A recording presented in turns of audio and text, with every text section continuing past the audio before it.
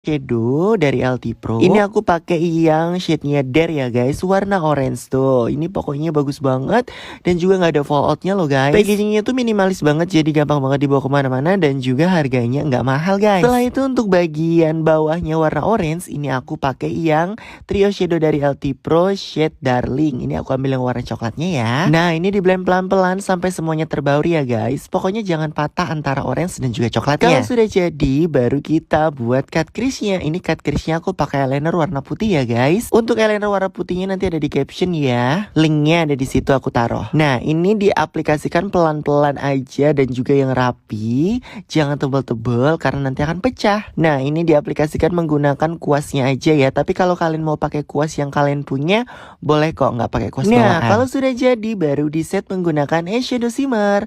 Ini eyeshadow shimmernya aku pakai dari LT Pro yang shade-nya Darling trio shadow tadi ya guys ya.